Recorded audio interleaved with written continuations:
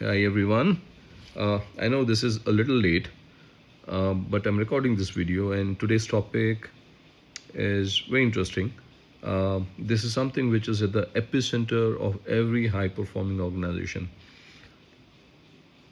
Something which is more important than any strategy, more valuable than technology, and more transformative than any kind of tool that we can ever build and deploy. And I'm talking about extraordinary ownership. When I talk about extreme ownership, if you get it right, then performance becomes a natural outcome. And if you don't get it right, then it's going to be very tough to survive the test of times, to stay relevant in the long run. Now, let me start talking about what do I mean by extreme ownership. When I talk about extreme or extraordinary ownership, uh, we look at it as a culture of an organization where everybody takes the ownership of their work. So you may be doing a task, you may be doing a project, you may have a goal, you may have a product to develop, or you may have a customer to deal with. And when something is given to you, that becomes your absolute responsibility, which means you do not blame somebody else, you do not wait for somebody to approve, you become the go-getter and try to get things done. You don't pass the blame to somebody else. In fact, you take charge of things and try to do things in the best way that is possible. So that's what we are talking about, ownership. That's a simple but very clear definition of what is extraordinary ownership. Now, how do you make sure that okay, why should we do that, right? um, if you look at any organization, something that cannot be stolen, something that cannot be copied by a competitor, uh, it's not something that you can build easily, is ownership. Like how every single member of the team assume ownership as a part of their responsibility, as a part of their day-to-day work and culture, right? And when people start taking extraordinary ownership, what happens is performance goes up, which means the velocity of work is amplified, is the capacity is augmented to deliver exceptional outcomes, quality goes top notch, innovation is expanded, and overall trust in the organization is strengthened. So that's why it's very important for everybody to stay focused. Now, how can we achieve this? There are certain things that has to be done by the leaders. So there are things that has to be kind of cascaded from leaders to the team, and then there are things that has to be owned and felt by everyone. So the top three things that leaders need to make sure: one is, instead of telling people, they have to enable people, which means instead of telling somebody what work they need to do, they need to create that space and opportunity where they can own something and deliver that, right? So that's when people start taking ownership.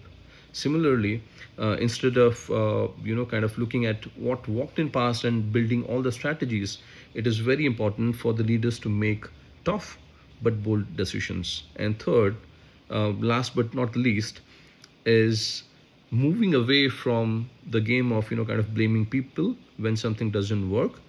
Rather, be more scientific in terms of giving feedback, input, but then appreciate the learning loop and be okay to experiment and fail, and show the trust, which builds the confidence of people, and they not just take ownership, but they take the accountability for the work that they do. And now, from the other aspect, if we look at people, there are four things every individual need to understand, right? If they want to deliver and take absolute ownership, they need four things. One is radical clarity. In terms of clarity, there cannot be any doubt. They need to understand the outcome of any work that is assigned to them. The second one is prioritization. Not everything can be a priority. If everything is a priority, then there's no priority. If I have 10 priorities or 20 priorities, I will have to come to a position where I have top three or four priorities, and then I make sure all the efforts, all the resources of my organization are being deployed, are being arranged in a way that those top four priorities are met without any exception, right?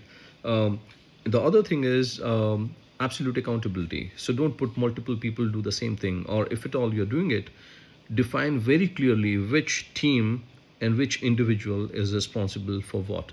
So that way everyone is clear about not just being enabled to take something, but having the accountability, which also comes along with ownership. And the last one is elect execution. All right, without execution nothing is going to go. And if we want to make sure that the people take ownership, we have to empower them, enable them with the kind of tools that will help them to perform elite execution. Now, having talked about all these things, let's think about how do we build a culture of high performance and extreme ownership on a day-to-day basis. Definitely it requires some of the shift in the mindset, which is more about whenever there's a challenge, right, standing to pick the raising to the occasion, and then picking up the challenge is very important. If something fails, something doesn't work, instead of pointing the finger to somebody else, taking the ownership and saying that, hey, this is my bad and let me go back and fix it. That's what is important. When your team member, as leaders, if we see the team has done great, or we won a project, the success goes to the team, the recognition goes to the team. And if something fails, then you as a leader stands at the front of the line to take any blame. So these are small things, but this brings this encourages it creates a unstoppable culture where everybody start taking extraordinary ownership. And the difference, when a leader takes ownership of the area, people follow.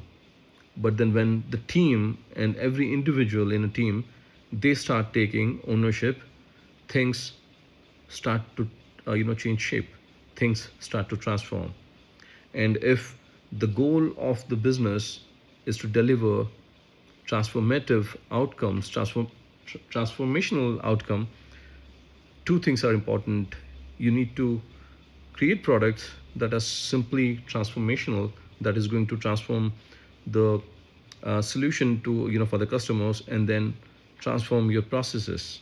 But then to be able to transform the outcome and to transform the process, what is important, which is inevitable, is transforming the way everybody thinks, which is transforming the mindset.